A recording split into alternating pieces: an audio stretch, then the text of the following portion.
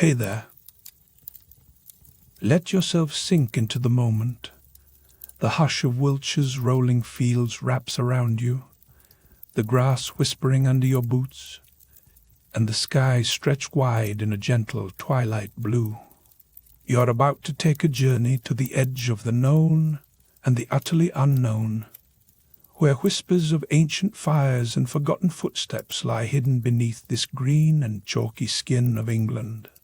If ancient landscapes and mysterious discoveries at the edges of our understanding sound like your kind of story, stick with me.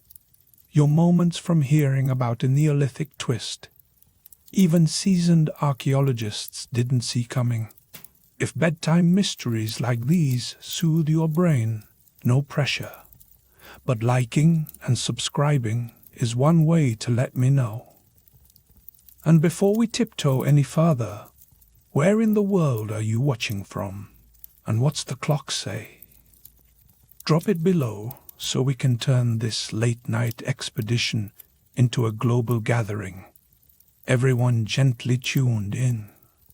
Dim those lights, wrap up warm, and get ready to settle into the scent of old earth and the crackle of ancient hearths. You are standing, in your mind's eye, at Marden Henge, just north of the iconic Stonehenge. Ancient monument central, where the ordinary rules of time begin to slip.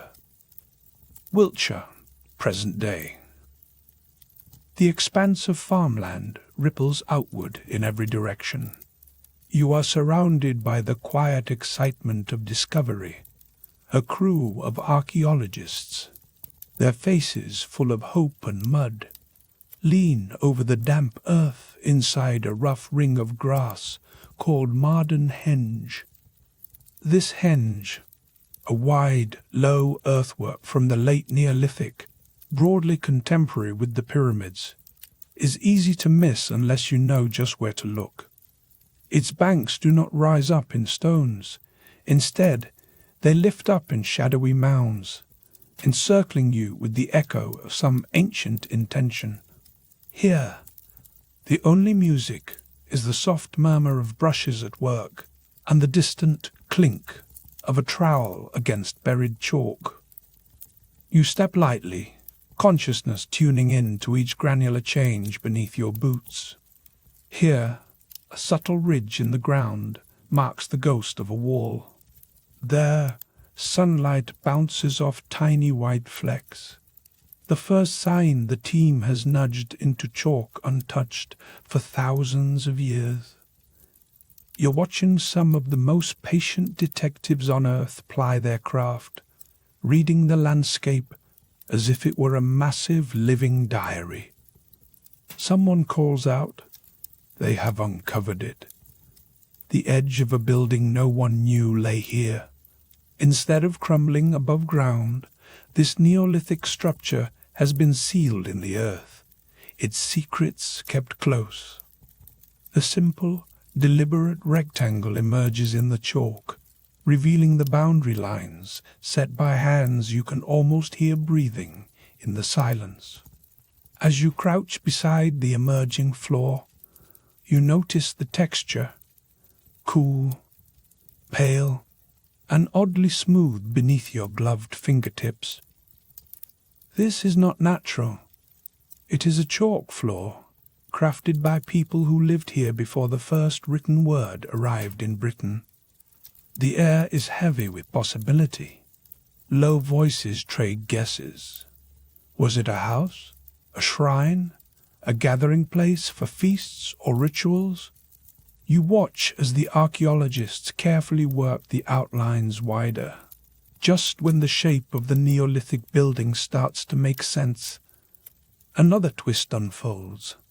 Right in the heart of this hidden floor lies the unmistakable outline of a hearth, blackened with old fire. Only, this is no ordinary fireplace. It spreads across the room in a long, thick band, more like the fire pit of a communal sauna or sweat lodge than a homely hearth. The charred stones are dense with soot, and a faint warmth still seems to pulse from them in the morning breeze. You lean in as the dig leader lays out the reality. The internal hearth is so large, so commanding, it feels as important as the building itself, almost like a sacred heart meant for shared rituals, not just meals.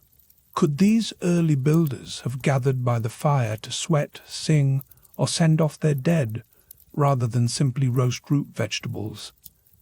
It begins to look possible. Put simply, the rules you thought you knew about Stone Age houses don't seem to apply here. You stand, letting your gaze sweep the inside of the old walls, spotting, for a split second, smoky, ghost-like figures sitting together, faces to the glow, perhaps murmuring stories or bidding farewell to someone who has just crossed over. In short, this henge hides more than architecture. It preserves the echo of secret ceremonies, perhaps even a tradition that shaped what Stonehenge was meant to mean. Then, just as the long, low rays of late afternoon hit the exposed chalk, another voice breaks the trance, a find outside the building itself. You cross to where the earth dips into a shallow bowl. Here you see the true drama of Neolithic life at its messiest, a fire ringed by heavy, scorched stones set out under the open sky. It is not an orderly hearth, but an explosion of burnt bone, shattered rock, fluttering ash, and glinting charcoal. The ashes are spread wide, as if a single night's fire once burned out of control, or, more likely, scores of hands heaped fuel in a great act of remembrance or transformation. Even now, a dark, sooty scent rises from the dirt, mingling with Wiltshire grass in a gust of breeze, ghosts of ancient flames nose tinglingly close. Archaeologists cluster, quietly marveling at how extensive the charcoal layer runs.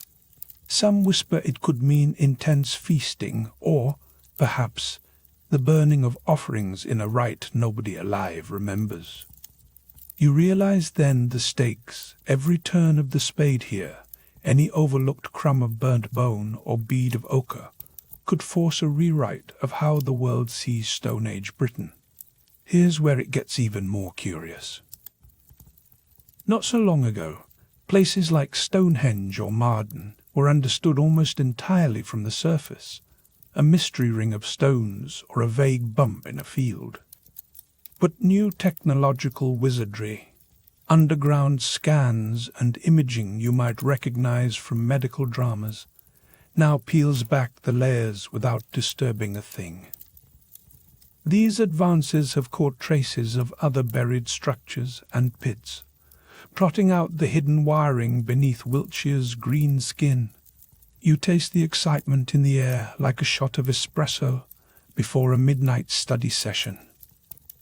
Every new tech-generated shadow on the digital survey hints at another lost moment. You see the dig team's screens fill with glowing color swaths, mapping what the Earth tries to keep private. That means what you are seeing here, a building, a super hearth, and a scorched outdoor fire pit, might only be the start. In short, Marden could be the key to why Stonehenge was built, used, and maybe even why it stopped mattering. Before you can form a new theory, there's a shift in the group's body language. Just as everybody settles in for the usual afternoon lull, the lead archaeologist gently pulls back a swatch of soil from the pit's edge. Underneath, something glimmers, damp, pale, and unmistakably human.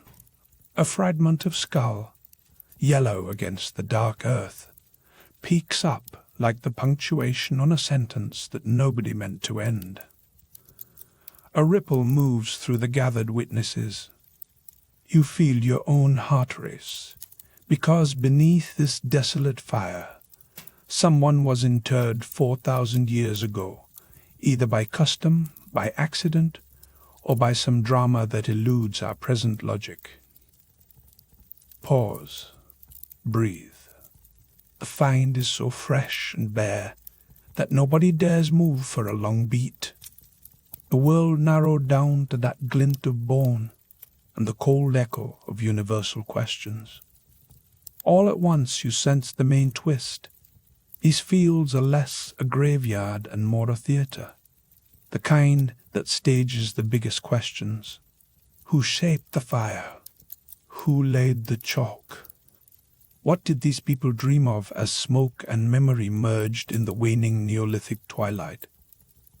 In short, with every brushstroke, you are standing at a moment that might rewrite what it means to call somewhere sacred or to build a monument at all.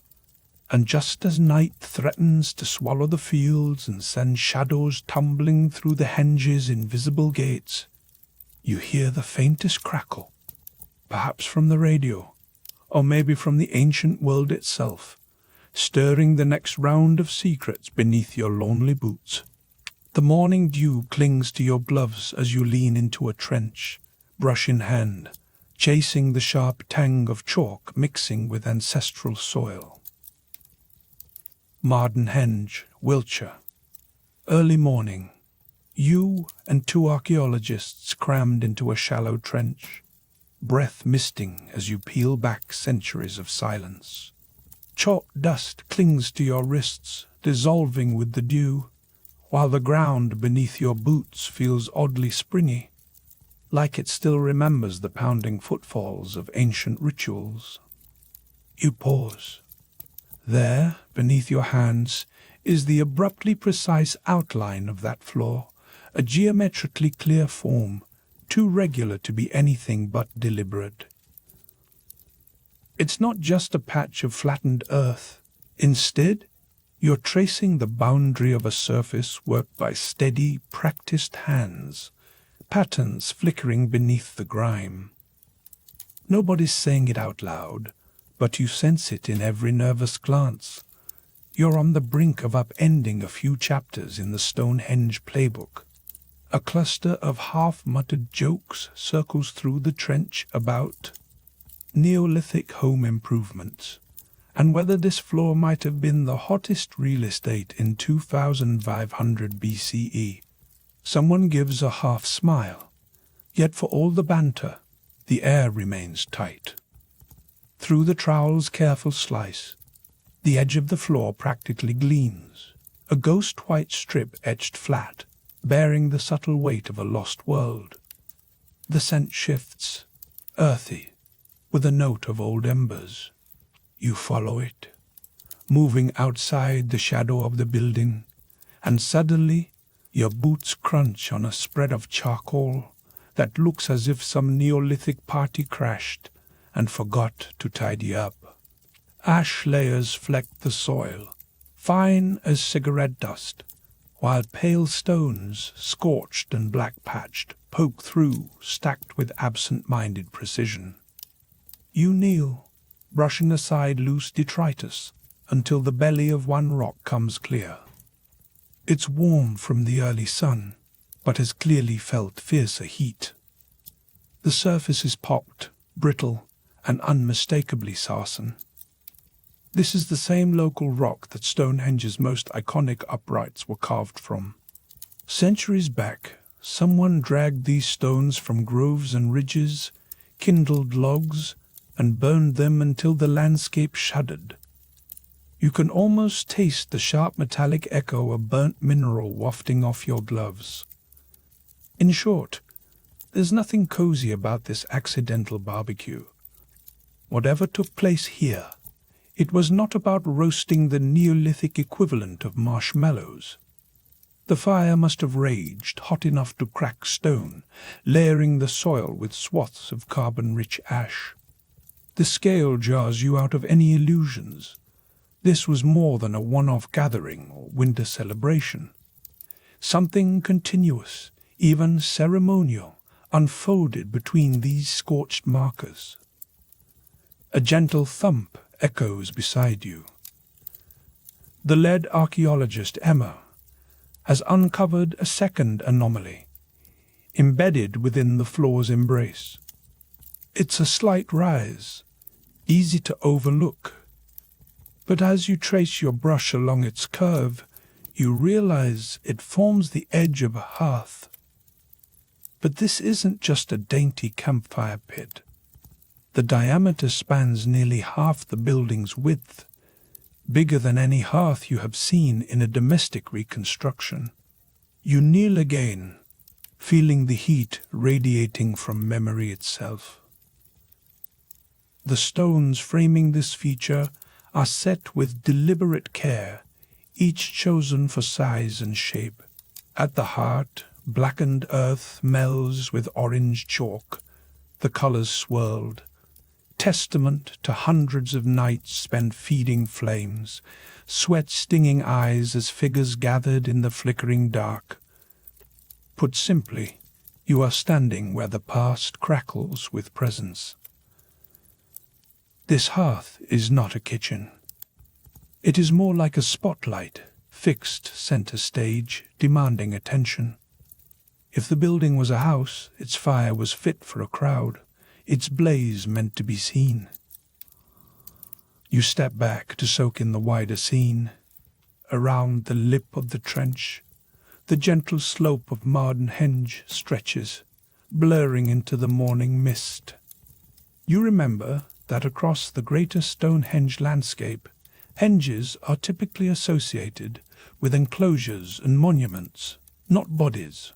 And yet, from between the layers of soil, a telltale arc of pale material glints, a fragment you almost mistake for a root, until you see the unmistakable shape curling, human bone. Every shovel suddenly halts, finding a burial here, within a henge, this close to a structure and so faintly linked to fire, is rare on a level that preys you out of the ordinary. You crouch, heart thundering, every sense sharpened. The ancient air carries a dank, almost sour note as the soil surrenders its charge.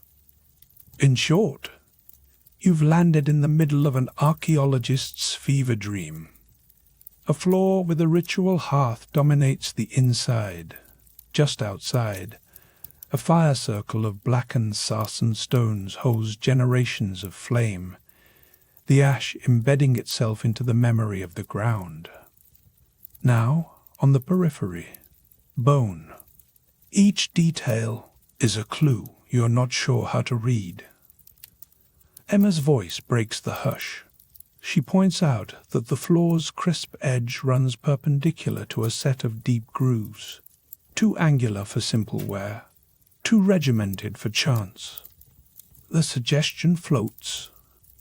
Could these be marks from sledges, or perhaps alignments drawn in chalk to track movement during ceremonies?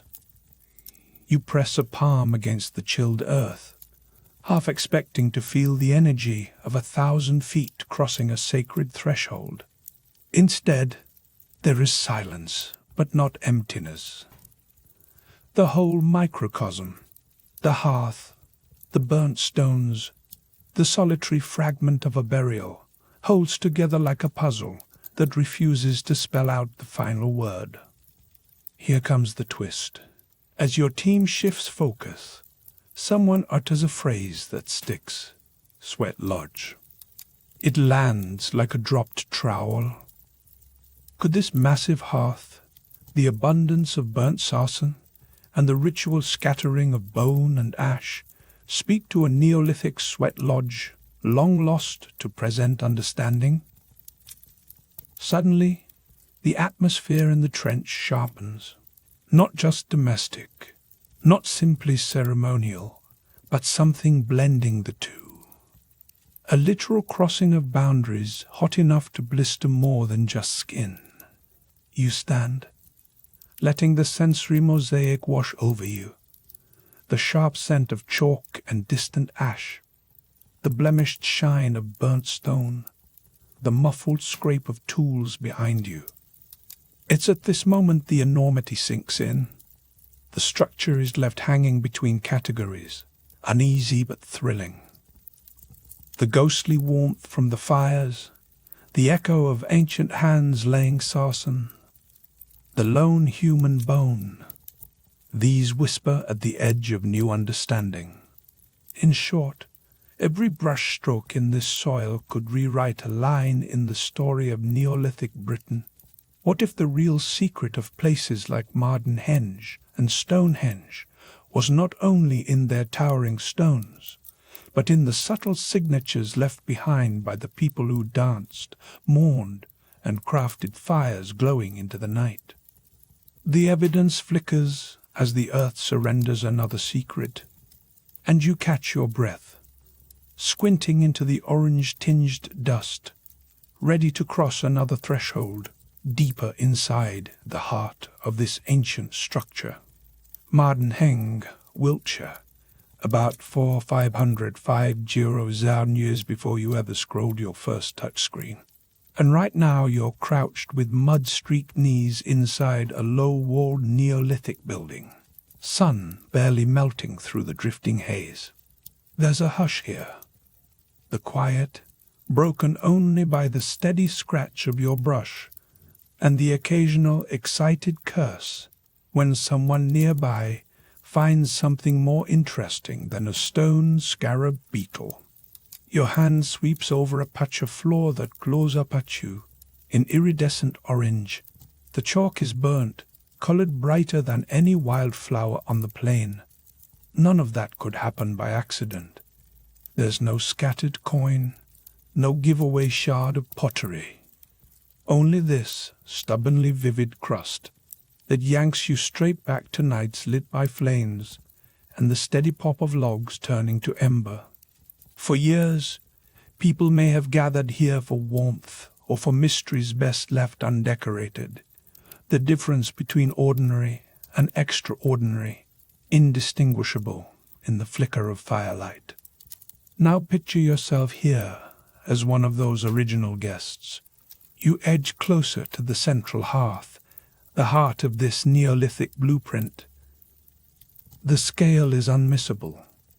No dainty dinner for two set up, but something full-bodied, a ring of scorched earth that could have baked a dozen haunches or warmed a huddle of story spinners. This is not a family home. This is a stage. There's a deep sense of choreography. Every stone meant to funnel bodies and voices into a single focus, fire, but not just for food. You feel it in the architecture. The hearth is the center of gravity. The reason those ancient humans gathered and sang or plotted the strange movements of the stars. The air still brims with a faint echo of their meetings. Shadow ghosts cast across tilting chalk blocks.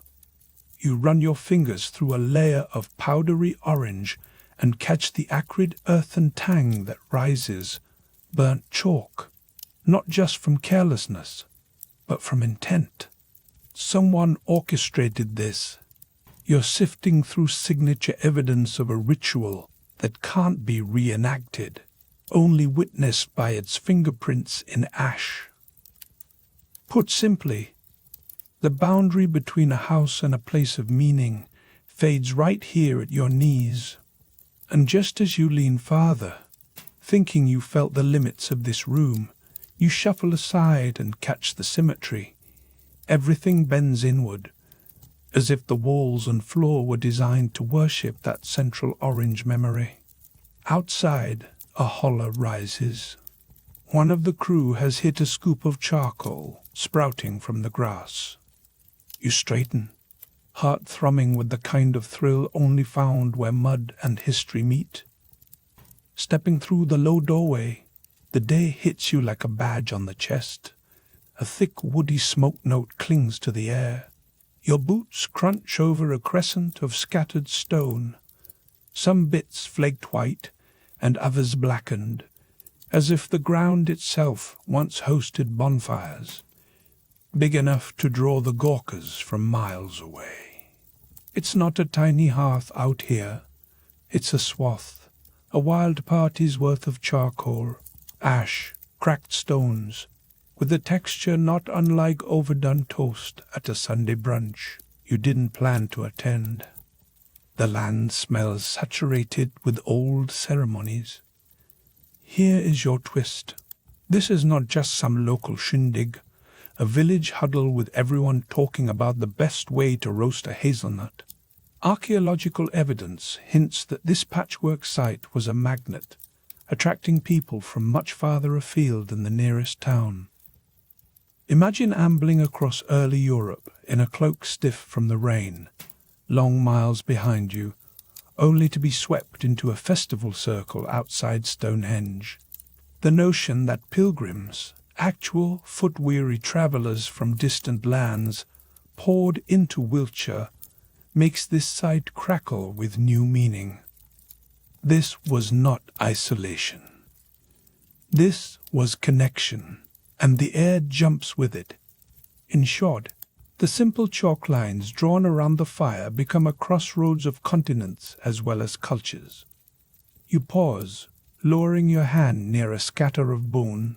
There are no names carved here, but among the ritual detritus is a piece that glows golden, a bead smudged with earth, but glinting, as if its shine belongs to another world. Nothing local in its glow either. Amber, warm, honeyed, and unmistakably out of place in a field famous for sheep and sarsens. The nearest source? Far to the northeast, in the chill forests edging the Baltic Sea. Hold it up, and for a moment you're not just sniffing history, you're clasping proof that these builders and mourners traded stories, tokens, actual matter across distances modern folks would wince at covering by bus. The necklace's soft gleam ties you to forests and coasts 100 days' walk away. Take a breather and look around. The pattern circles wider. What began as a dig for a single house has unraveled a whole network of queues. Even the henge itself, a vast earthen ring carefully built, reminds you that circles have always meant more than straight lines out here. Each step you take, your boots scuffing over chalk, is a retracing of thousands before you. A dance around the earth that all leads back to these fires, these gatherings, and the way people marked their dead. You ease low beside a sunken pit. The ground shows a complex weave, ash mixed with burnt flint, and a rising spiral of heat that leaks like memory from long-quenched stones. Try to picture the contrast, the chill of the wind scraping over Salisbury Plain, then the sneaky warmth as you crouch close to a hearth built by hands now long gone. The quiet here hides laughter, grief, secrets traded between strangers under constellations that haven't shifted in 5,000 years.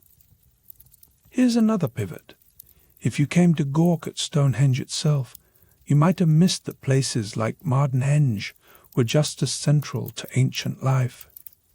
The real show unfolded where ritual and reality ran together, where the reek of burnt earth and the trembling haze of midsummer firelight told everyone to pause and wonder. Marden's great building, its dominant hearth, and the swirl of pilgrims who left behind beads, bones, and mysterious layers of ash flipped the script. The drama was not only the rings of stone silhouetted against the sky, but the clusters of people, the trance of song and ceremony, the final acts of burial and remembering. You realize the most exciting ruins are not always the ones standing tallest. Put simply, you are standing, not just over the relics of daily life, but on the precipice between the living and the honored dead. The feel of burnt chalk under your thumb, the hush punctuated by cries of new finds, the occasional stink of ancient smoke curling up under your jacket. These are the cues linking you to celebration and sorrow, to movement and memory. As the breeze stirs, you find yourself drawn back to the central hearth. You crouch and imagine hands tending a flame, trading Baltic amber or news from a henge further off, sparks skimming skyward. For a second, you feel time flex. You are both the watcher and, if you squint just right, one of the crowd pressing forward to witness a rite that might change everything we think we know about why these circles, fires, and feasts defined Stone Age Britain. Step outside the low-walled building, and you're socked by a charred, sacred scent to why these circles, fires, and feasts defined Stone Age Britain. Marden Henge, Wiltshire, late afternoon. You're outside, boots firm in the Neolithic chalk, with a pair of archaeologists on your flanks. The air presses in thick with the earthy scent of ancient fire and crushed grass. There's an atmosphere here that's equal parts ritual and rave, and you're right in it, eye to eye with evidence that could upend how everyone thinks Stonehenge's neighbours lived or died. Step forward, just beyond that low-walled building. Your nose meets the charred breath of the landscape before your eyes do, sharp, dry, tinged with something mineral and unsettling, as if the earth itself smoked out its secrets. The soles of your boots crunch and give, rising over scatterings of blackened stone and ribbons of crumbling charcoal, remnants smeared across the grass like permanent shadows. Now, if you're picturing a cozy gathering and a modest campfire, let your mind expand. The burn here wasn't some accidental brush with dinner gone wrong. The earth shows chemical evidence of extraordinary heat and intent. Flames whipped high enough to repaint the pale sarsen stones with a deep, inky blackness that refuses to fade. You crouch low to inspect one fractured sarsen resting in the ashy blast zone.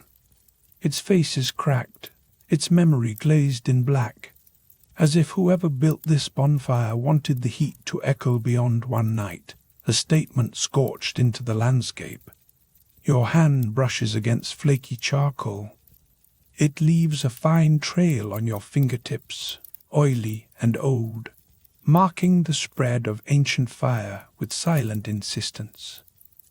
Above you, the sky stretches open and hollow. But down here at ground level, the scene hums with expectation. You're standing on the ghost of an event.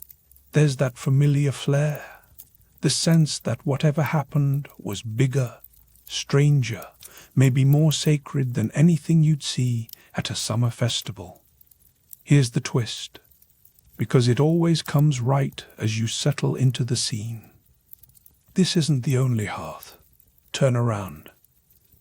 Inside that recently uncovered Neolithic building, another hearth sits dead center, ringed by shadows, but oddly untouched by charcoal. Not a single lump, not even a smear, just pale, soft earth, and a sense that something's missing, as if the flames burned clean right through history. Somehow, the most important fire inside didn't care to leave its ordinary trace. In short, that means ancient hands knowingly used two totally different scripts, one etched outside in charcoal and heat, the other played inside, low and quiet, with different fuel or maybe none at all. You can almost feel the tension between the two, one bonfire engineered to stain stone, the other a ritual that left only silence behind. You reach down, fingers sifting through the inside hearth's powdery residue. There's a coolness here, oddly different from the scorched grit outside. Stand up, face the wide doorway, and let the sensory whiplash hit. the outside fire's smell pulsing in from behind, the inside's calmness pressing back. The two fires are teaching you to see the difference between domesticity and drama, between ceremonial display and private experience. Pause. Here's your first moment to step deeper. You shuffle to the building's edge, crunching the gravel beneath your boots. A ledge runs the inside perimeter, just above floor level. Your fingertips slide along it, unpacking a faint impression in the clay. It's unsettlingly neat, like a shelf prepared for a feast, a display, or some offering you can't quite imagine. The surface here is firm, crafted with precision, not haphazardly thrown together. If you picture it as a platform for something precious or strange, you wouldn't be wrong. You're feeling an engineered space, not improvised shelter. Now consider this. What do you place on a ledge when the air outside is thick with sacred smoke? Maybe an object heavy with meaning, or maybe a marker with no modern analogy. As you retrace your steps toward the doorway, a shaft of sunlight creeps across the floor and lands on a shallow dent. The room is charged with expectation, and so are you. Here's your dose of disruption, just when you think you've started mapping the puzzle. Among the sifted soil and fragments, a necklace surfaces, its beads strung with care, each amber chunk still shimmering despite millennia underground. You hold it up to the light, and it glows golden, stubbornly radiant. Where did this amber come from? Not here, not anywhere local.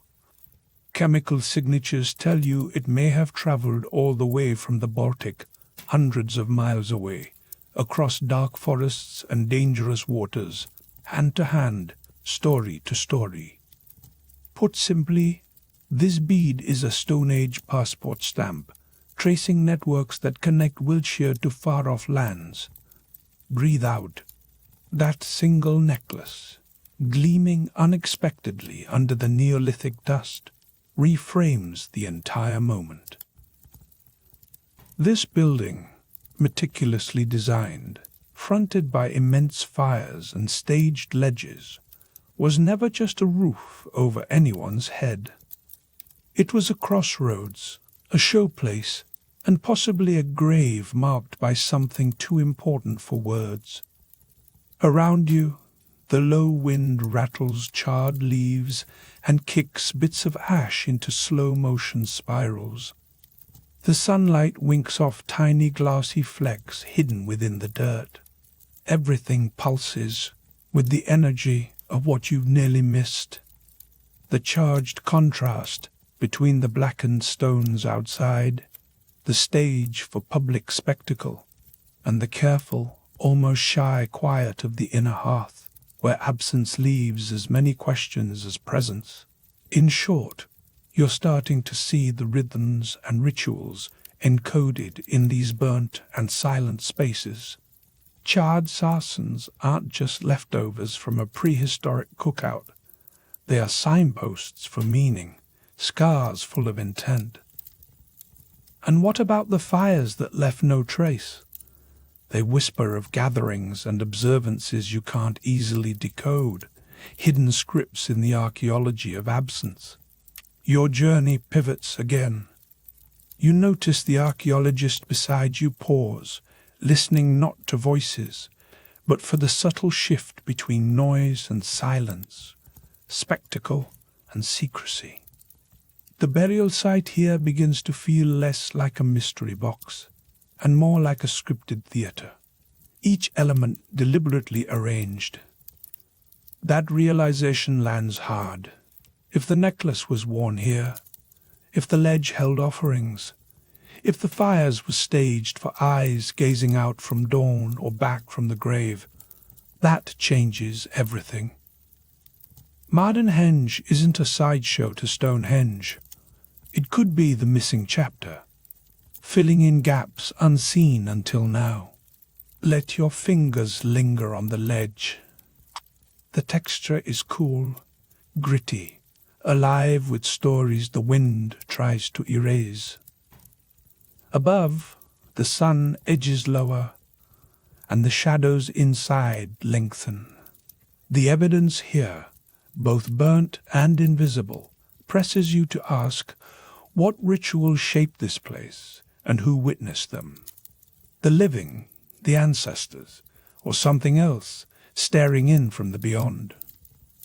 Duck back inside and run your fingers along the edge of a clay ledge, raised like a theatre stage. Inside the partially exposed heart of Marden Henge, late afternoon. Archaeologists cluster beneath a wind-battered tent, and you duck back inside, blinking away flecks of chalk dust as you step onto a surface pulled straight from Neolithic ambition. Rain taps on the tarpaulin with the steadiness of a ticking watch, but all you notice is the hush, thick with anticipation. Your boots crunch softly on something astonishing. A perfectly shaped clay ledge, rising around the room's edge like a miniature theatre stage designed for rituals lost to comprehension. The air tastes faintly earthy, tinged with the scent of old fires and raw mineral, as if you have stuck your head inside the world's oldest pottery kiln. You run your fingers along the ledge, feeling the intent behind every pressed thumbprint, recognizing the labor baked inside these walls. This isn't slapdash construction. Whoever shaped this place cared about durability and, oddly enough, style. The surface feels stubborn beneath your palm, packed and leveled for something beyond daily crumbs and sleep. Here, even the architects had standards. They certainly weren't building this for livestock, or as some Stone Age rec room, unless their definition of fun was a little more ceremonial than yours. Ahead, at dead center, you stare down at a fireplace so enormous it could swallow your backyard grill whole. It's nothing like the cozy hearth waiting for you back home. This pit dominates the entire floor, a sunken void ringed by chalk baked to a pink-white glow, scorched but almost sterile. You hunch lower, searching for a trace of charcoal, some sooty hint of a meal or a mishap, maybe a burnt offering. But the pit is immaculate, as if the last fire here erased its own tracks. You have to admit, the design feels theatrical, almost staged. This wasn't a space about comfort or community.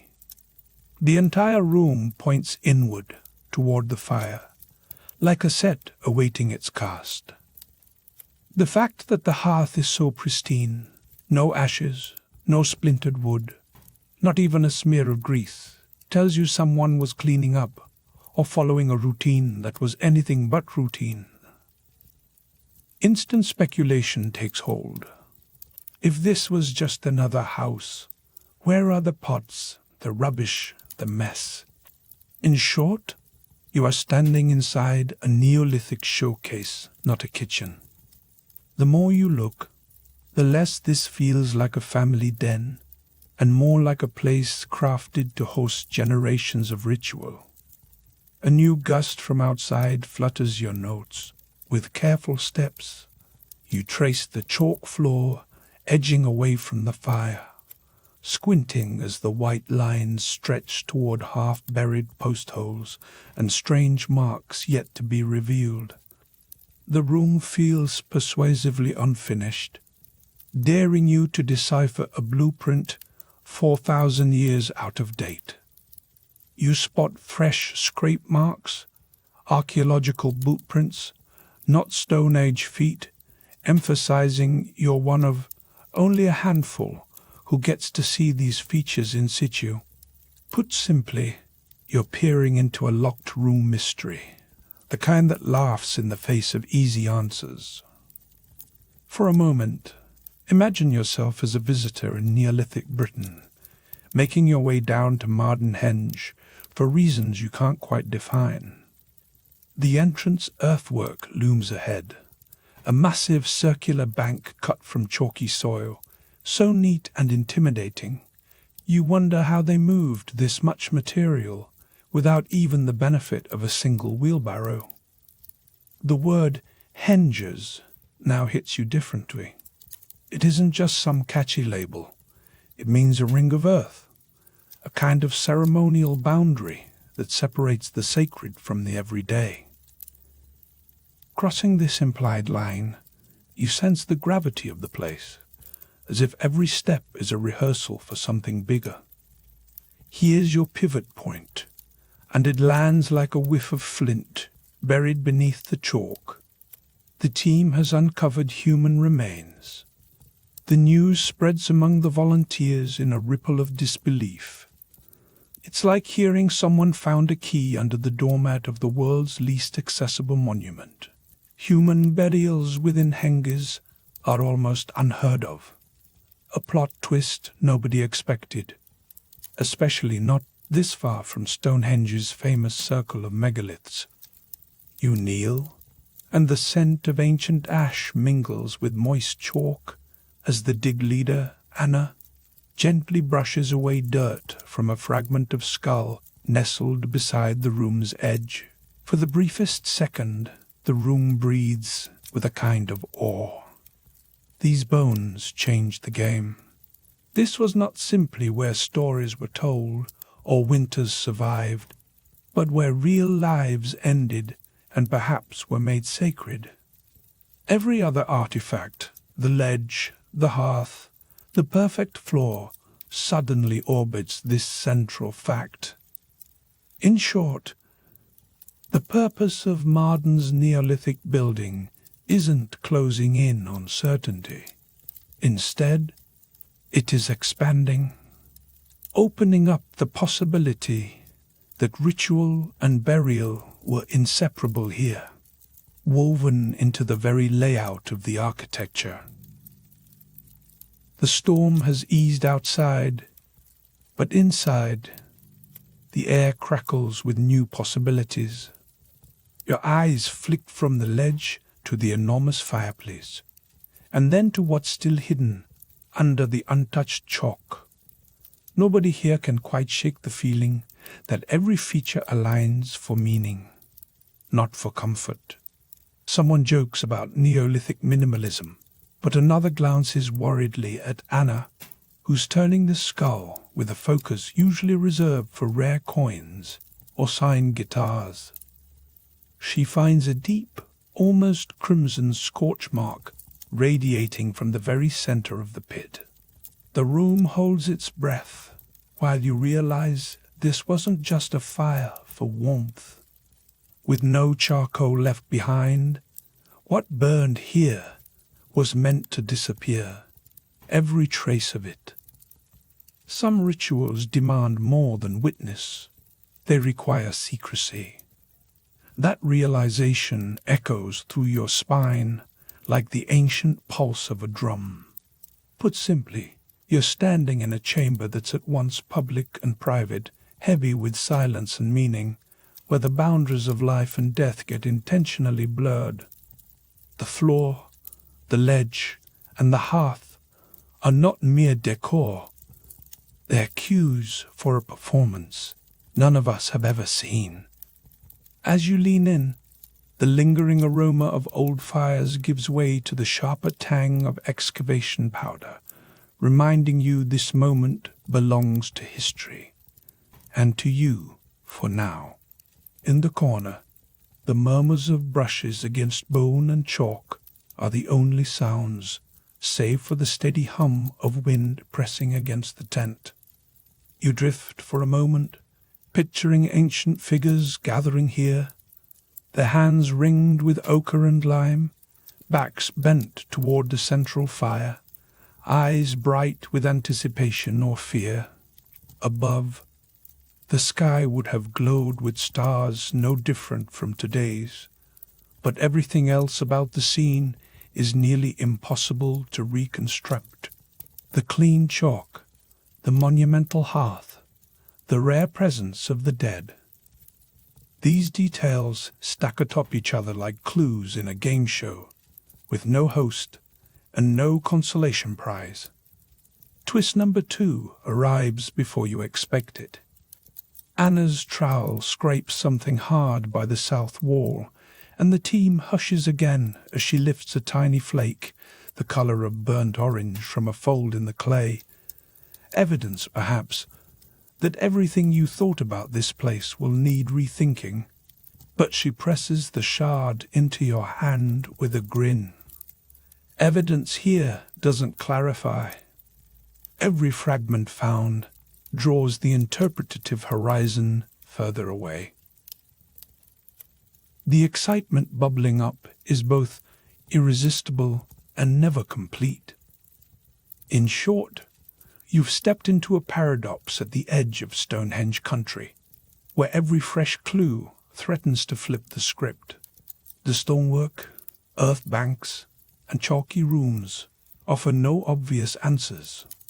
Instead, they jolt you from certainty into new territory, with every brushstroke and every hidden ember. As you try to collect your thoughts, your fingertips warm from the freshly unearthed fire pit, you sense that the next discovery will upend everything you just learned, waiting patiently beneath chalk and ash for an audience ready to listen again. E, a prehistoric World Wide Web. E, her voice low. Every little thing changes the story. Marden Henge, midday. You, the dig leader, and a trio of sunburned archaeologists kneel on chalky earth, backs to the rough stone banks, air shimmering under a pale British sky. The dig leader grins, palm stained with a shock of bright orange chalk, and waves you closer. You arrive, boots squeaking on the packed ground, senses alive with a cocktail of earthy chalk, crisp grass and something smokier, ash pressed by thousands of years. With a flick of her hand, the leader points to the gnawed-out hollow in the center. The inner hearth is suspiciously clean, just a powdery layer, no clotted lumps of charcoal. None of the black ghost smears you would expect from a fire that fed hungry Neolithic bellies. Her voice is upbeat, teasing out the joke. This was never a kitchen. This, she says, was for sweating. Literally sweating. The old Neolithic boys' club knew self-care, and they did it hardcore. You try to picture it, somewhere between a high school gym and a 1970s spa, but with roughened hands, stone tools, and clay beads instead of plastic water bottles. That strange lack of charcoal sets it all off. Sure, a campfire cooked food, but it left evidence. Charcoal, burnt bone, grease halos.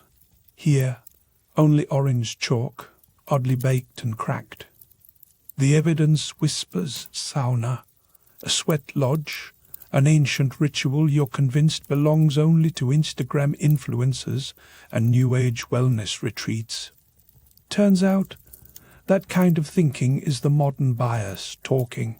The dig leader rattles off how historic records, even if sketchy, place ritual steam bathing as a global phenomenon. Northern Europe, Siberia, and possibly right here in Stone Age Wiltshire. In short, this simple pit rewrites what you thought a Neolithic building could be.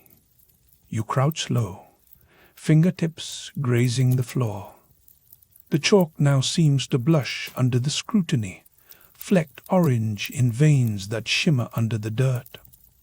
You imagine the room thick with steam, your mouth drying in the heat, while silhouettes, ghosts in animal fur cloaks, work in silent ceremony. Pots line the wall, The air pulses with that sharp mineral tang of wet stone superheated by fire. A ceremonial fire, the dig leader insists, not for roasting haunches, but for raising spirit and skin temperature together. The analogy hits you unexpectedly. These Neolithic spa-goers, they invented the original health club. Picture pouring water on stones so hot they glow, watching as a cloud of steam unfurls across the cramped chamber, making eyes water and skin prickle. Ritual purification, she calls it, a kind of community reset button, only without the scented candles and bamboo towels. For a second, you wonder whose turn it was to ladle water, or if, like modern saunas, there were unspoken rules about elbowing for space. Put simply, the Stone Age wasn't all hardship and mud huts.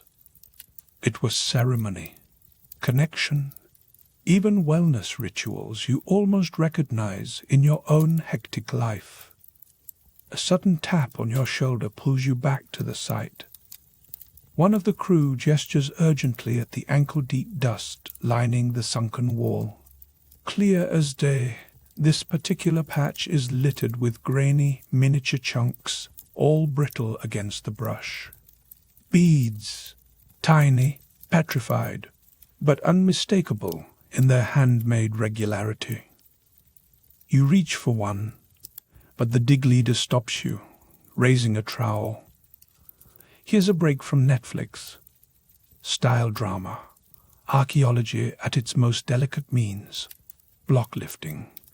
Instead of plucking out the fragile finds, the crew cuts a whole chunk of earth around them, lifting the lot like a cake. This is how Neolithic secrets make it back to the lab without shattering midair. The beads glint in the sun, winking promise into the afternoon chaos. As the crew slips the find into a bag, you look up, catching the edge of the henge in the corner of your eye. Nothing more than a ring of built-up earth. It seems so benign, a gentle ridge skirting wind-swept grass. But that henge is everything. A henge, after all, is a circle of raised earth, formed with prodigious effort over years. The great mysteries, Stonehenge, Marden Henge, all their little siblings scattered across Britain, are still only half understood. Why circles? Why the focus on earth and sky? Stonehenge is the star, its stones casting shadows across the centuries, but here at Marden the bank still curves like a question mark across the Wiltshire fields. The dig leader, still beaming with chalk-stained hands, confides that these sweat lodge ruins might explain why so many outsiders made pilgrimages. Hints in the soil, a single plant from the continent, a strontium reading from tooth enamel, reveal visitors from across Europe, drawn here to join in the mysteries, to sweat under the same smoky stones as locals. This place was truly a crossroads. Pilgrims, family groups, maybe traveling craftspeople, all drawn into the charged ritual space, all eager to trade, worship, and emerge cleansed, both body and spirit. The crew buzzes with the possibilities, the tension of theory clashing with evidence as you step outside for air. The world beyond is sharp, fresh, but the scent of ash clings to your jacket. You pass your glove across a scorched stone wedged into the earth near the entrance, feeling the past linger in the fine white dust. Your mind rushes with questions. Who decided healing meant heat and steam? How universal is this impulse to gather in circles, to use fire not just to eat, but to transform? Half an hour slides by under a relentless sun. Around you, the landscape sprawls. Marden Henge's gentle banks rise and ripple, the land buzzing with summer insects. Over the next field, Stonehenge's distant silhouette looms, both familiar and unfathomable.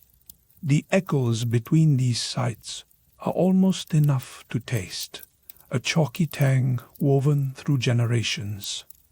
Even at rest, the stones seem to glare knowingly at your little circle of discovery, as if challenging you to grasp a truth older than their own scars. Just as the fieldwork routine begins to blur, brush, dust, measure, repeat, you reach the threshold of the building once more. This time, the air cools at your knees. Beyond the ring of ashy white, the surface shifts. Your hand pauses as you notice a textural change. The powdery ash gives way to a finer, almost silty layer, peppered with the tiniest fragments, something not quite earth, not chalk, but neither fully bone nor bead. For a heartbeat, the dig is utterly still. The rhythmic scratch of brushes falls to silence. You are suddenly certain this next discovery is going to turn everything you thought you knew about the henge on its head. In short, today's theory about Neolithic sweat lodges at Marden pushes you to rethink who the builders really were and what their monuments meant. The so-called mystery of Stonehenge is widened, not solved. As you lower your face closer to the silty edge, the warmth of ancient hearths seeps into your bones, and the past holds its breath. Everything you've uncovered so far was just the warm-up. Something far stranger seems moments from surfacing. One more clue in the long, smoky dialogue between humanity and its earliest sacred spaces. Marden Henge, Wiltshire, late afternoon. Your knees indent the soft ash beside a low Neolithic hearth, the hum of the crew's radios fading under the whisper of your brush.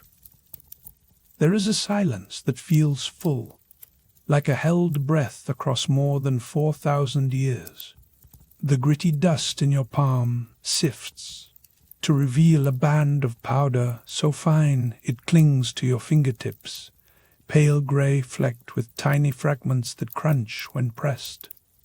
You catch the earthy scent of chalk and cooled fire, as if the soil itself remembers every ritual night. All around, the landscape stretches sun-bleached, grassy banks rolling east toward the impossible silhouette of Stonehenge on the horizon. Right here, inside what was once a timber-framed building, the air feels heavier, as though all the stories of this Neolithic community are bottled up, waiting for you to uncork. A few feet away, Maya, the site supervisor, leans over a clipboard, murmuring about the North Trench and what might show up at tomorrow's light. Everything around you buzzes with the anticipation that only comes when you're one breath away from the past, changing shape beneath your fingertips. You go carefully. This is not your everyday house clean sweep, for one thing. No one ever swept their floors this reverently, even if they were expecting guests. Each slow arc of your brush exposes something just a little different. Ash giving way to a powder finer than flour, bits of bone glinting from the dust, and occasional chips of what might be ancient pottery. The burnt earth is scored with thin lines, maybe finger marks from a time when this was more than a place to cook or keep warm. You pause, wrist tense, half expecting the ground to twitch with the memory of ancient feet. In short, every brushstroke seems to say, this is no ordinary hearth. Some of Maya's crew exchange glances over a tray of grouped finds. You can read it in the way they hover, a mosaic tile pattern of boots, trowels, and breathless curiosity. There's a shared understanding.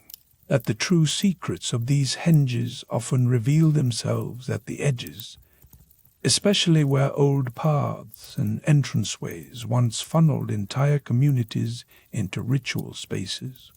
If you were betting, you'd wager that whoever built this henge knew the secret entrances aren't just architectural afterthoughts. They're story vaults, each one a possible jackpot beneath a foot of patient earth. It's been true for every dig you've seen here. Treasures cluster at thresholds, like everyone was saving their best secrets for the doorway. Outside, a breeze stirs the grass. Inside, the only movement is your slow exhale as your brush uncovers the edge of a chalk floor, its white surface breaking from the ashy palette like a boundary line for a different world. Just off that edge, the soil grows denser. A single root, wiry and stubborn, tries to twine through the layers, but you tease it back, careful not to snap anything fragile beneath. You lean closer. There's a strange order to how these bands are layered, almost as if someone had swept, burned, and swept again, repeating the ritual far longer than necessary for a campfire meal. Each stratum records choices lost to memory, but hinted at through soil and ash.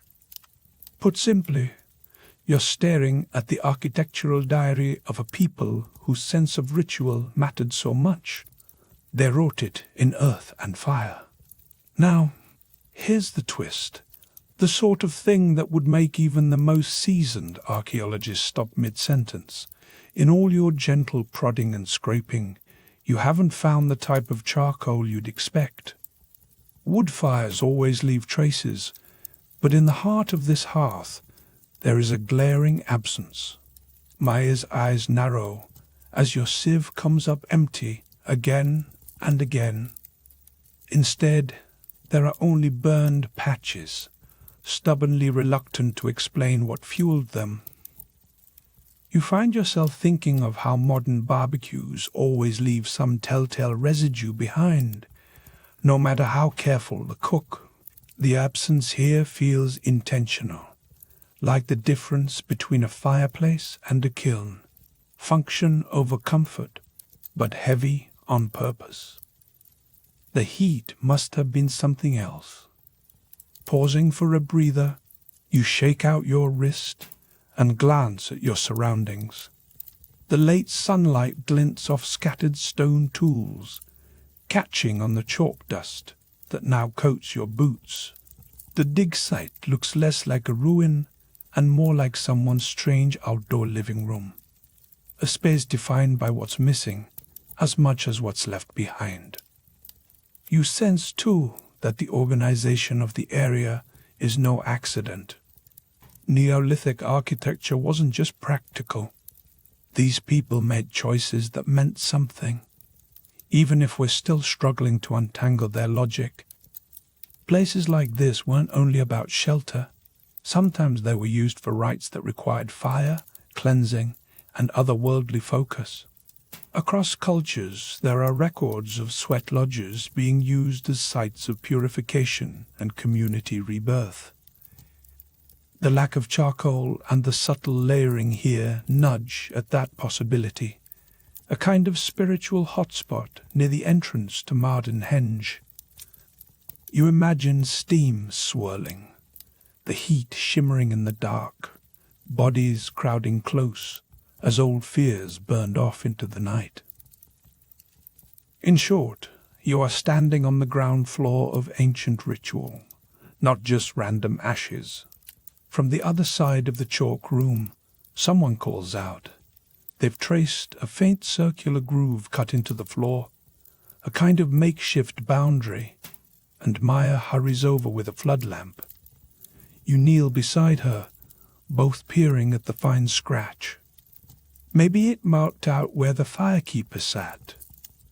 Maybe it was the outer limit of some prohibition, a line not to be crossed with dirty feet or bad intentions. For a second, You can picture the Neolithic family, faces flickering in the light, the scent of damp hide and heated stone twisting in the air, moving with the same caution you feel now. All of this for purposes that might upend what we think we know about how early communities lived and died here.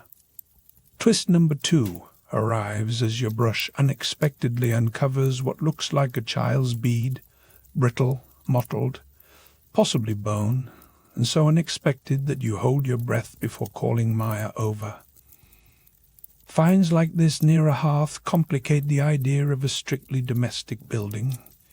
If people were being remembered here, or if beads were given up in ritual, then this space might have doubled as a shrine or a liminal zone between the living and the dead. The air feels warmer with the weight of that thought. Your crew watches as Maya gently pockets the bead in a labeled bag, her voice low.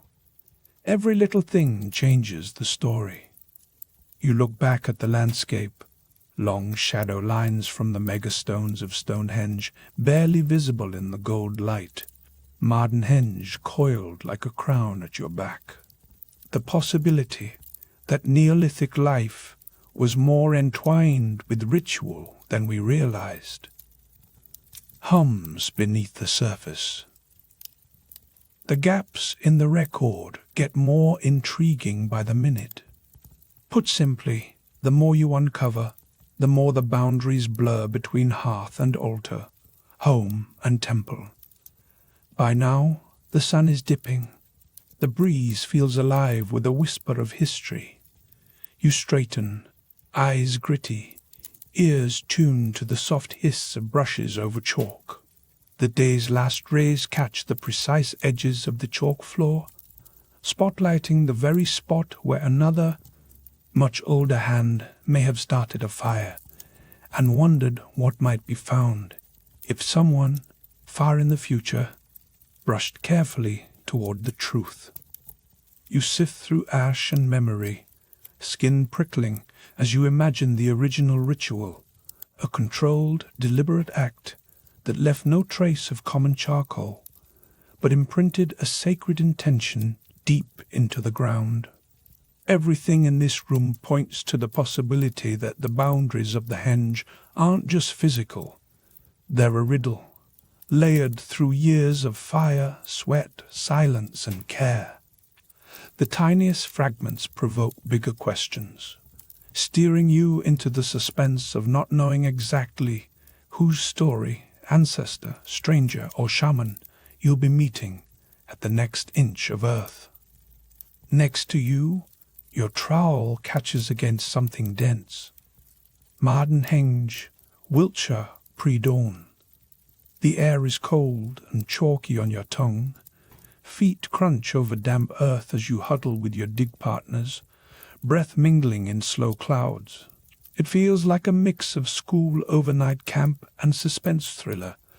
Only your flashlight beams cut across a Neolithic building's low, mud-bright walls, and the scene smells of scorched stone, wet grass, and the raw anticipation of ancient secrets. Your trowel scrapes something hard and dense beneath loose soil. The world stops. Nearby, one of your teammates, Matt, goes absolutely still, his brush poised like a conductor's baton in midair. The others freeze, packs half unzipped and frowns deepening, sunscreen forgotten. Not even the birds dare comment.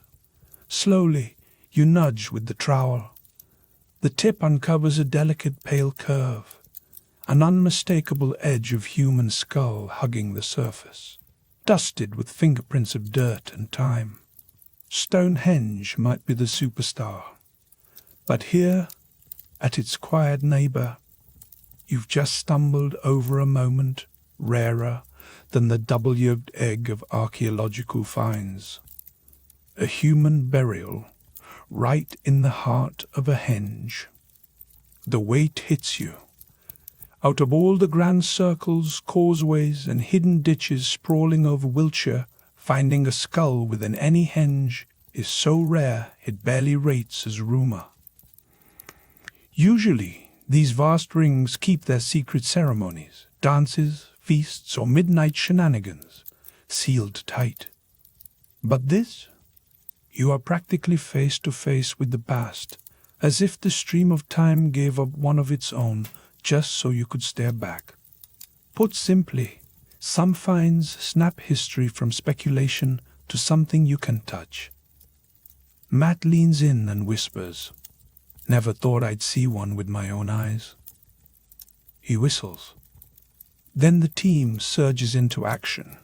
Clipboards, cameras, gloves, all choreography honed by years of professional patience and hope. The energy is contagious. Dirt dusts the air as the boundary of a chalk floor emerges, neatly sliced under neatly napped stones. It is not just a burial. You've hit the edge of a whole architectural plan. Someone built a space around this person, planned every stone's placement. Your knees dig into soot-flecked earth as you widen the excavation. The soil here is different, darker, scattered with powdery white flecks like accidental confetti. It smells burnt, yes, but there's something sweeter lurking in the pockets between big limestone slabs. That's the ash, a sign of countless fires, tended and rebuilt for years, filling the ground with memory. Someone laid this floor intentionally, then. Over time, it witnessed rituals, laughter, loss. You glance up as dawn leaks across the landscape. Marden Henge yawned around you for hours, its ditches still damp from the last rain. Now, in the circle's shadow, you feel not just the weight of earth above the skull, but of all the decisions, mysteries, and motivations that built these places. Was it a site for final goodbyes, or for beginnings you can't yet grasp? The only certainty is this: the story might rewrite Britain's ancient script. Twist. Your trowel clinks against something immovable. You brush aside more soil, pulse thumping with the realization you've just struck the edge of a massive hearth. It spreads much wider than you expect, a stone-lined fire pit easily big enough for a dozen hands to reach in. The ground here is scorched, still oily after millennia. Hot stones streak old shadows across the floor, their glare magnified by the morning sun. The hearth commands the room. An internal fire at this scale is no casual barbecue. Imagine standing around the great open kitchen of the past, flames licking upwards, while people chant or munch or trade stories. Now, as you sift warm-hued ash between your fingers, you realize the space isn't just for the living. It may have witnessed rituals that blended worlds.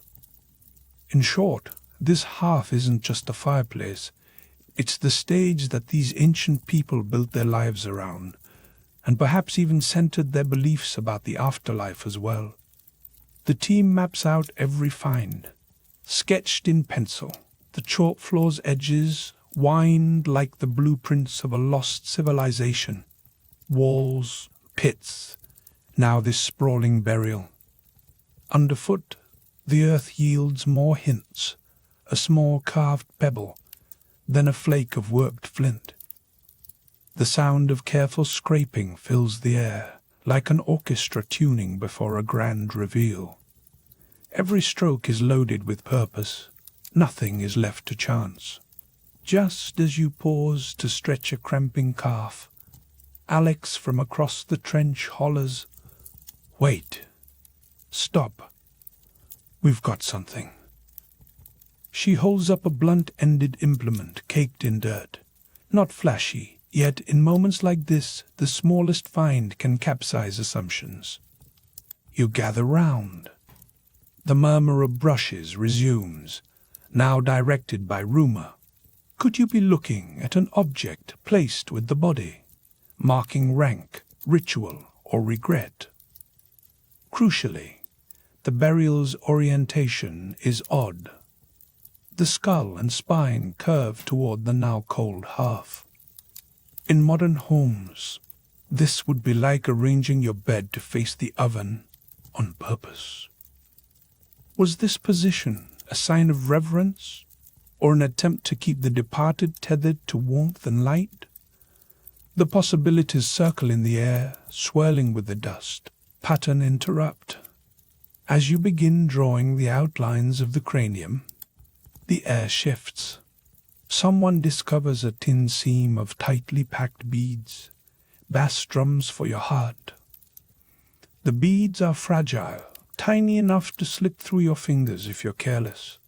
You remember, block lifting must happen next. Preserving this necklace requires you to carve out a chunk of earth around it and move bead, soil, and all as one, like lifting the surface of a pressed flower. Except this flower was pinned here thousands of years ago. The world narrows to your latex-gloved hands and the slight give of chalky mud. The hush is broken only by the low call of magpies and the faint scrape of tools smoothing soil around the beads. Each second stretches, suspense mounting. Another bead, another, then a knot of fibers turned black by time. Sweat beads on your brow, despite the crisp air. You half expect one wrong move to shatter history into dust. In short, you must move like a surgeon, carrying centuries of memory across 10 careful inches of space. Once secure, the block is gently lifted onto a waiting tray, cocooned in foam and hope. You catch another glint, not stone this time. Could it be a burnt seed, or a charred fragment of personal something? The finds build up, vertebrae, beadwork, flint blade, and buried secrets. Behind each, the hearthstone yawn, echoing with intentions you can only guess at. A breather. With every careful brushstroke or whispered update, you remember, on the grand chessboard of ancient Britain, Marden Henge is both neighbour and mysterious sibling to Stonehenge. 2 circles, separated by miles and mystery, yet linked by rituals, the scent of burnt wood, and the breathless hope of discovery. If Stonehenge is the album cover, enduring, solemn, unexplained, then Marden provides the backstage pass. For now, this site refuses to spell out the whole set list. You stand, dust jeans off, and glance toward the distant uprights of Stonehenge, barely visible as ghostly grey smudges on the horizon. Birds caw overhead. Light catches the ash swirling at your boots. The burial skull stares eternally toward fire, while the beads, still half buried, wait for their story to surface. Have you unearthed a leader, a healer, or just someone with the right friends? Put simply, the clues here are rewriting what you thought you knew about the Stone Age, one bead, one burnt log, one mystery at a time. And as you reach for the microbrush, the next twist glints in the dirt, a necklace strand, freshly revealed and defying all your assumptions, nudging you yet closer to what, human or ritual, lies at the very root of the henge. Marden Henge dig site, late afternoon. The team is clustered over an exposed burial within a Neolithic building's chalky floor. Your palms press gently into the cool, crumbly edge of the burial pit, the skin on your arm prickling from the sharp, earthy tang of ancient chalk mixing with a whiff of ash. The air here is dense with patience, each inhalation a little ceremony of its own. You kneel closer, vision tightening to a thread glinting right by the skull, hardly more than a slash of pale against the soil.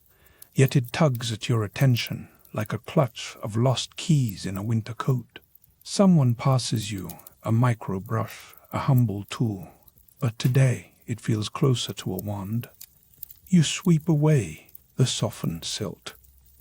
Suddenly, there it is, a slender necklace, stones lining up like an abacus, left in the dust by a Stone Age accountant with cosmic ambitions.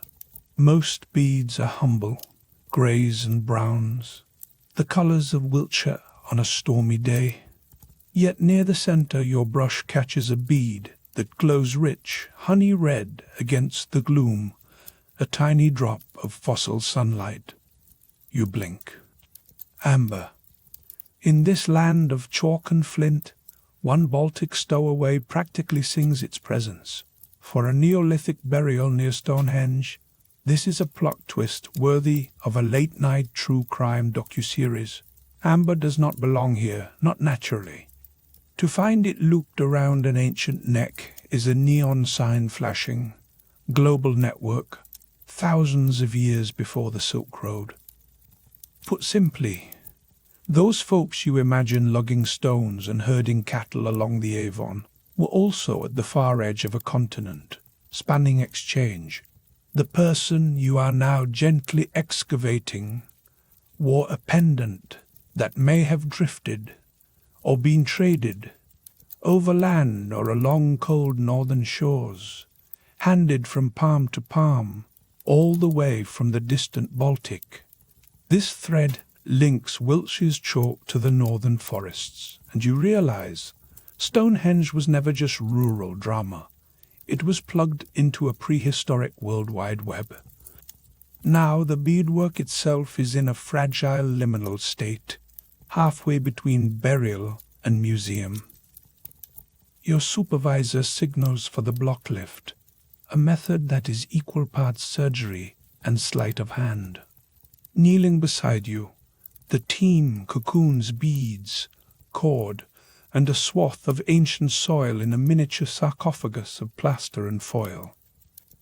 It is more elaborate than packing your most precious porcelain for a move.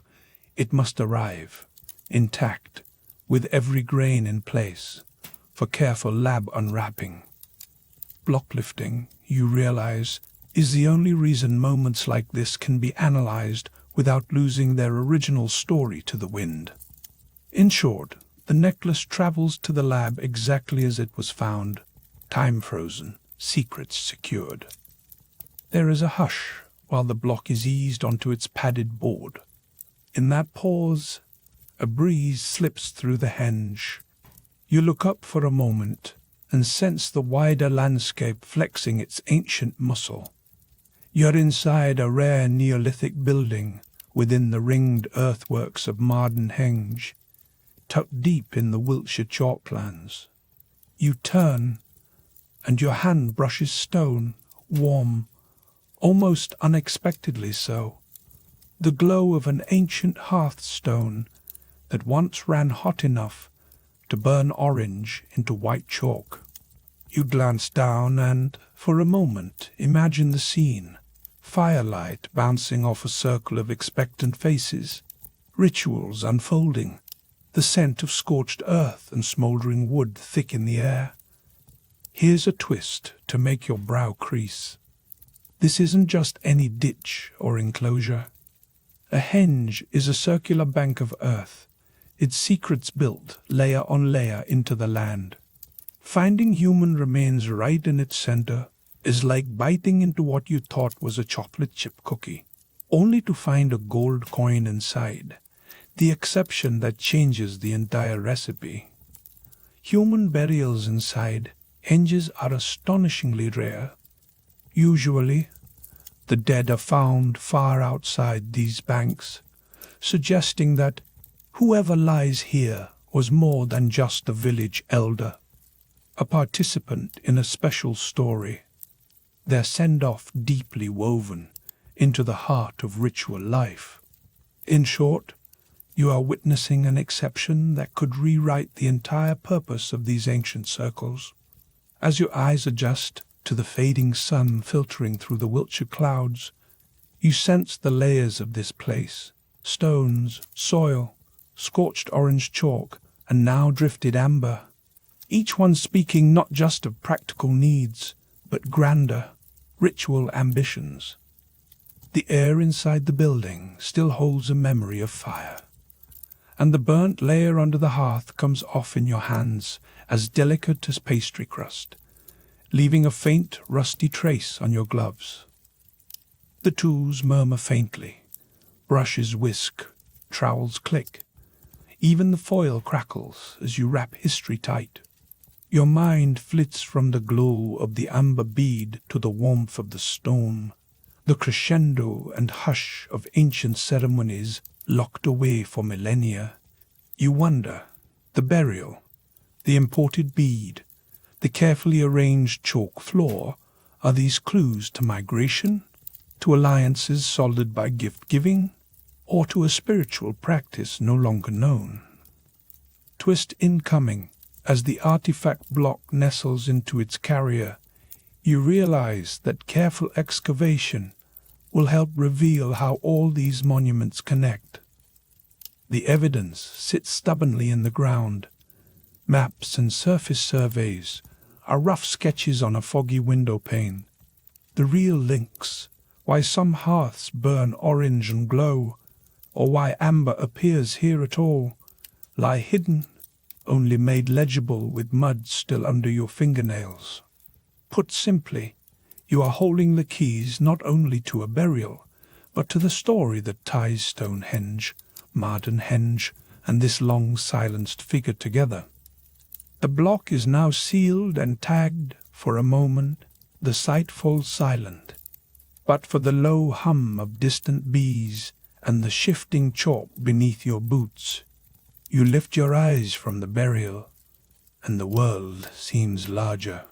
The henge no longer feels empty, but teeming with lives, offspring, elders, and yes, travellers who may have walked here from far beyond the salty Baltic, their destinies converging by the hearths and the stones, all of it twined into earth and ritual, waiting for you to listen. Standing in the breeze, you look up from the burial and imagine the crowds, not just villagers but travellers, pilgrims, and artisans from all over continental Europe. Marden Henge, Wiltshire, just before dusk. You, a small team, and the sun descending behind the ancient banks. The burial lies behind, silent as a secret, and the wind smells of grass, earth, and a little chalk dust on your boots. You still feel the warmth from the exposed floor stones, a comfort surprising in a place this old. But you stare out over the henge, picturing not peace and emptiness, but a crowd, a proper ancient festival. In your mind, the fields fill up with people speaking odd tongues, their clothes stitched from places far beyond the Salisbury plain. You catch yourself thinking, if Stonehenge was the Coachella of the Neolithic, then these folk were the original influencers, trekking from across Europe, just to say they'd been here. It sounds wild, but the evidence is mounting. Animal bones from distant breeds, pottery in continental shapes, and one traveller's necklace with amber the colour of honeycomb, its glow catching the light. That amber, scientists whisper, might once have washed up along the Baltic Sea, hundreds of miles to the east, before hitching a ride to this English festival ground. A single bead, small and smooth and ancient, hints at networks that crisscross continents like Stone Age TikTok, news, stories, rituals, all on the move. With every artifact, your view of this place gets less provincial and more cosmopolitan. You're not standing at the edge of an isolated English monument. You're smack in the middle of a prehistoric crossroads. Pilgrims and traders might have swapped tales or sung around the fires right here, shoulder to shoulder with the locals. In short, these circles of stone and earth made Wiltshire a hotspot for migrating ideas and people. You kneel again beside the burial, and that earthy, chalky scent rolls up, almost comforting now. The pit is a storybook in the ground. Bits of ochre cling to the hand bones, a feather's edge of burned residue lingers near the skull, and edging the grave, you spot a sliver of unfamiliar stone, glittering like baked quartz. You can feel the thrill ripple through the team. A gentle brush clears the dust, and suddenly a chalk line surfaces under your hands. Not just a grave, but the beginnings of a building floor. The edge is sharp, deliberate, a hard stop where someone said, "This is sacred ground." The soil changes, warmer in color, packed firm by ancient feet. You see it clearly. The room was shaped with intent, not accident. The rush of possibility is almost dizzying. Are you the first person in thousands of years to see this corner, to walk this spot, or to imagine what ceremonies once thundered through the doorway? The faint outline of another corner appears, a sign there's more to this unexcavated space than a simple resting place. You move through the structure, careful not to disturb the old chalk lines. Ahead, the team has unwrapped a second hearth at the heart of the compact floor. You kneel, waiting for that telltale whiff of soot. But the air is dry, almost sweet. This hearth is different. No charcoal, just pale stones burnt almost white. A puzzle, if there was no wood or ash. What exactly burned here? Or was it all ritual fire, not kitchen smoke? It's as if the room held its own kind of drama. A gathering place for ceremonies, not cooking. Put simply, each feature flips the script on what these henges were really for. Not just tombs, but places wired for performance, possibility, and secrets. Something tugs at the edge of your imagination, a memory you could not possibly have. You picture the crowds pressing into the room, the fire crackling without leaving a mark, voices murmuring in languages woven from sun and stone. You squeeze the chalk between your fingers and feel how the material seems almost to register the pulse of old processions. Here, the blare of scorched stones catches in the low sun. The ground around the fire pits is stamped by hundreds of footprints. The more you take in, the more the signs point to a henge alive with meetings, music, and ceremony. This was no abandoned cult spot. It was a festival ground. People came from everywhere because something drew them. Here's your first left turn. The room seems less tomb, more ancient community center, and maybe, on full moon nights, a bit of a Neolithic nightclub. You feel your sense of awe double. Then you breathe. That means these rituals, songs, and objects could have mixed people from as far as Central Europe, all in one wild Wiltshire convergence. History, once neat lines on a timeline, is now a tangle of stories unfolding right here. You let your hands rest on the stones, their heat drifting away in the wind. Around you, quiet settles as the dig team gathers findings, shell buttons, amber bones, one rough pottery shard that hums with the memory of clumsy early art. With every small find, you sense the pull of Stonehenge, not as a lonely wonder, but as the beating heart of a much larger web. These corridors, chalk white and fire-warmed, aren't relics. They are evidence of gatherings that changed people, shifted boundaries, and pulled new ideas across the sea. In short, evidence from this burial and the clues around it show you that Stonehenge was more than a monument. It was a magnet in a network of movement and myth, and its story is wider, stranger, and busier than you ever pictured. You rise, brushing soil from your knees, vision alive with possibilities. One question lingers in the air with the dust. How many feet, voices, and stories did these stones absorb over the years? You look back over the silent field, feeling not the chill of the ancient past, but the lingering warmth of an old-world gathering still echoing under your skin. The possibilities now stretch in all directions, past the dig, far beyond the chalk banks. And as you straighten up in the waning light, your feet take you toward the old entranceway, the very place where crowds once funneled into this world of stone and fire. Marden Henge, midday sun. You and two researchers are clustered at the ancient entranceway, a shallow arc cut through Wiltshire's chalky earth.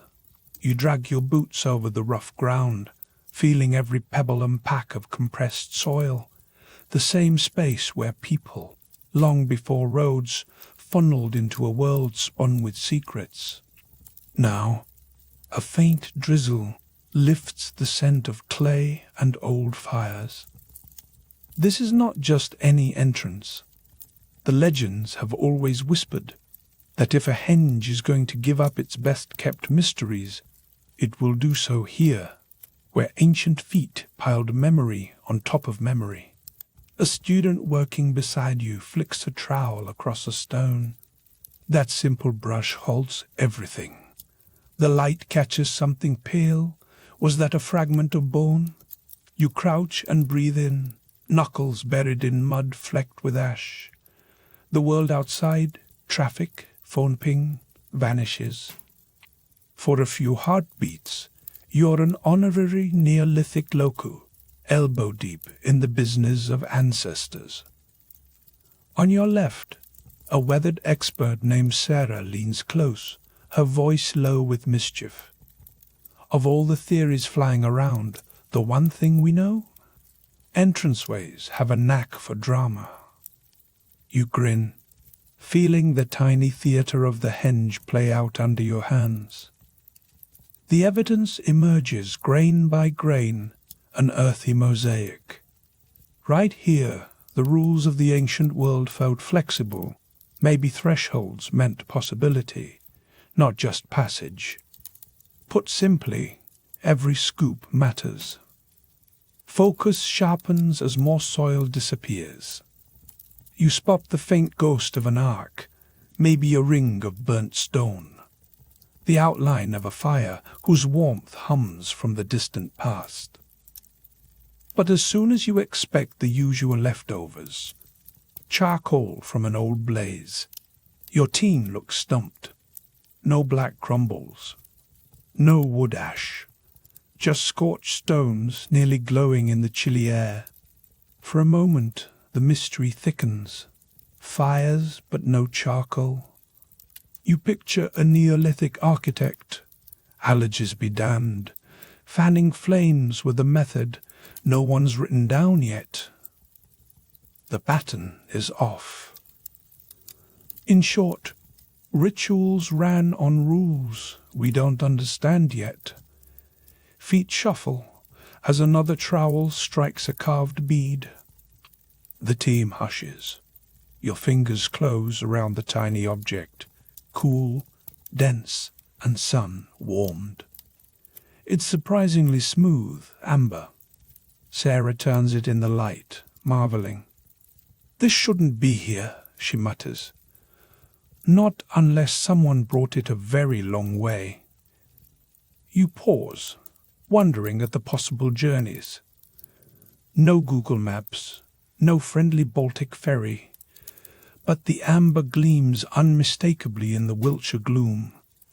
The experts tell you, quietly, almost reverently, that this stuff comes from the Baltic region.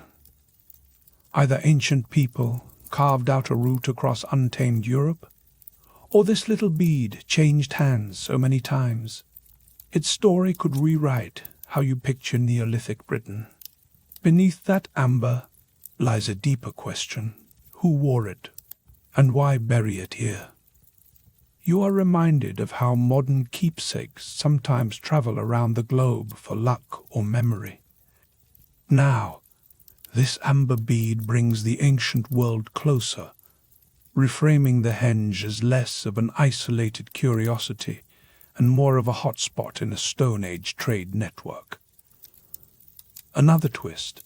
Just past the bead, the trowel uncovers something elongated, unmistakably human. The hush thickens into a full stop. Human remains, right inside the henge boundary. The team exchanges glances heavy with the weight of rarity. This hardly ever happens. Henges aren't burial grounds, at least not usually. Your heart pounds, a link between ritual and human presence, more direct than history books dared to promise. In short, you're touching the work and the worries of people who understood these monuments firsthand. You glance up and see the entranceway, its ridges highlighted by low afternoon light, now transformed in your eyes. This gateway feels charged, like the front row at a legendary gig where someone famous once crossed and never returned. Only here, the crowd hasn't come for music, but for mystery and transformation. Sarah's voice breaks in again, this time more businesslike. Prehistoric people didn't scatter burials like breadcrumbs. If you see a person here, it's deliberate, probably ritual.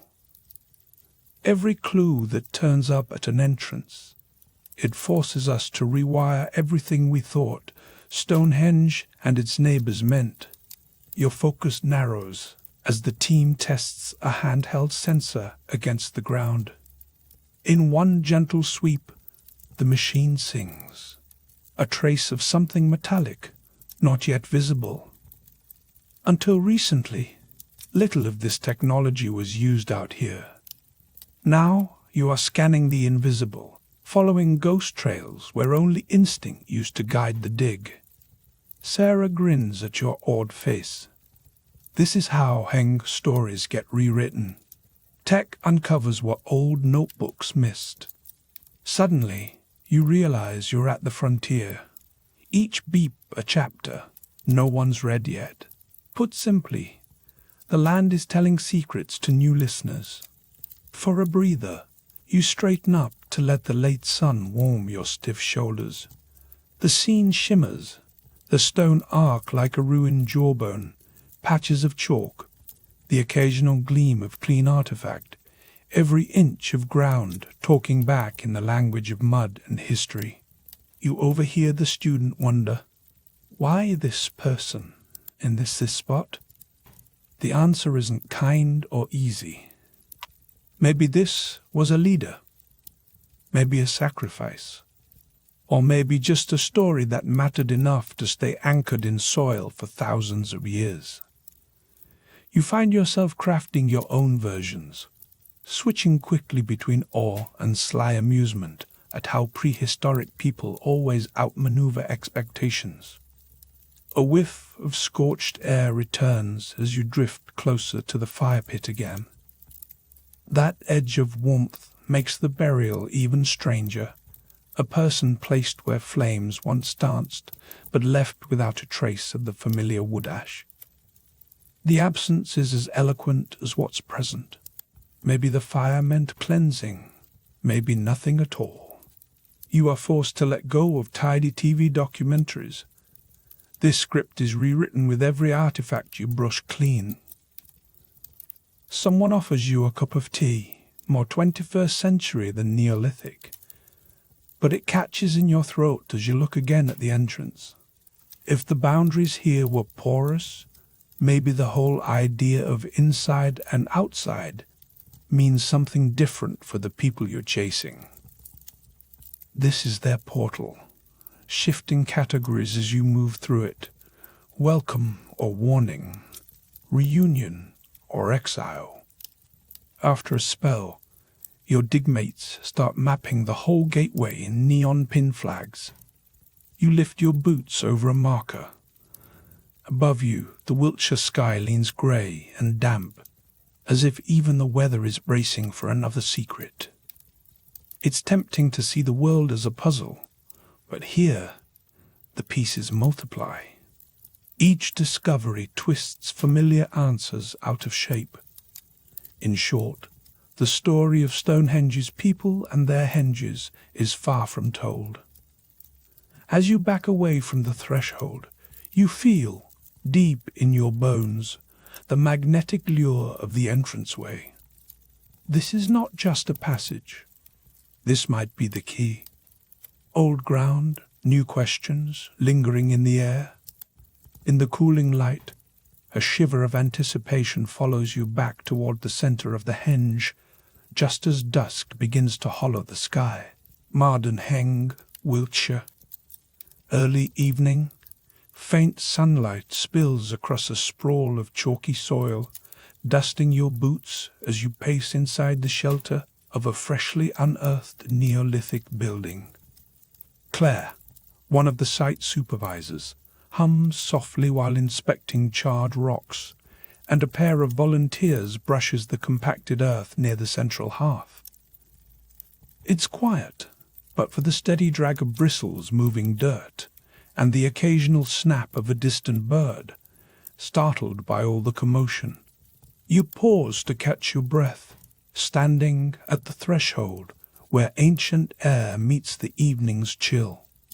For weeks, you watch the silhouettes of sarsen stones rear up against the Wiltshire mist, each an enigma. What compelled people 5,000 years ago to stack and scorch these stones under the open sky? And, more puzzlingly, to dig deep enough for those bones now caught in your memory like a catchy tune you can't shake. In this moment, you're not simply an observer. You are one of them. The Neolithic architects, feeling the gritty grain of chalk caked under your fingers, the heat once radiating from embers now fossilized into ash. Earthy smells waft upward with each brushstroke, mingling tang of burnt stone with something older, sweeter, the lingering perfume of ancient sweat. How could they, without metal tools or modern schedules, come together and create a place potent enough to draw archaeologists from around the world? And now, you? It's the kind of puzzle even your smartphone feels unequal to solving. As you step further in, the ground changes. It's denser, more compact. The main hearth dominates the chamber, sprawling wider than your outstretched arms. Long abandoned, but still imposing. You let your hand hover above it, half expecting warmth. The team had speculated this was for feasting, or perhaps a proto-sauna. The smell of old fire lingers, like walking past a summer grill left in the rain, equal parts promising and enigmatic. Beneath flakes of blackened stone, Claire points to a chunk of sarsen, its edges white, but the heart of it seared dark. A local staple, now proved to carry fire marks. This is no ordinary fire pit. Burnt sarsen stone, after all, rarely survives this well, unless someone meant for it to. Put simply, evidence here doesn't fit the tidy diagrams in history books. Each charred slab whispers of a gathering you'll never fully witness, a ritual, perhaps, or some meeting of tribes. The size and placement of the central hearth tells its own story. These were not afterthoughts, but the blazing heart of their world. If every modern home radiates from its kitchen, imagine this: an entire henge pulsing with human energy, its furnace equal parts sacred and practical. Here's your first twist of the evening. Tucked behind the main hearth, your trowel snags a pocket of loose, paler dirt. Underneath, you spot it, a bead, glassy blue with pitted edges. Claire gasps, and for a second, every breath at the dig site holds. The bead's not local. It hints at trade, roots sliding across ancient Europe, like lines scrawled on a blackboard by a distracted teacher. Suddenly, these Neolithic builders don't look so isolated. They were plugged in, perhaps the influences of their age, flaunting imported trinkets by the glow of ceremonial flames. Beneath the bead, ashes have settled into a smooth dish near the edge of the internal hearth. Now, you glance over to a second, smaller hearth cut into one corner. It's almost sterile, devoid of charcoal, strangely clean. You brush fingers over fine silt and catch the glimmer of heat-altered clay. Someone deliberately swept this out, or perhaps doused it for a reason lost to us. The omission feels loud. A silence shaped into clay and dust. Here, a fire was important precisely because it was put out, not left to burn uncontrolled. With every new find, the picture warps. You remember your first museum visit as a kid, the urge to touch, not just observe. Right now, you are the first to touch this clay in thousands of years, and its chill carries a message more immediate than any glass case ever could. Outside, dusk thickens. Swallows dart low over the mound, their shadows flickering as if echoing the movement of long-dead hands. Beside the main hearth, more remnants emerge. A knucklebone here, a splinter of a carved antler there. Someone's story, now splintered into evidence and conjecture. But wait. The twist comes not in the objects, but their arrangement. While earlier archaeologists pictured these henge builders as insular and mystical, here you stand among the relics of shared ritual, practical sweat, and unexpected outside connections. Each bead, bone, and blackened stone challenges the grand narrative surrounding sites like Stonehenge, a landscape that refuses to submit to any one interpretation. In short, this isn't just a faded burial or the leftovers of an ancient barbecue. It's a narrative torn from the soil, compelling enough to make you question everything the textbooks said about loneliness and superstition in Stone Age Britain. For a moment, you imagine the building alive. Lantern glow flickers over skins stretched on wooden frames. Murmured chants and laughter blur with the hiss of steam off hot stones, the aroma of herbs offered into the flames, the crack of bone tools against flint. Someone, not unlike you, greets dusk with the hope that acts performed here, sweat, song, burial, will mean something for tomorrow. The dig winds down, shadows stretch across the site, and you stand back, battered boots on chalk, surveying a place transformed.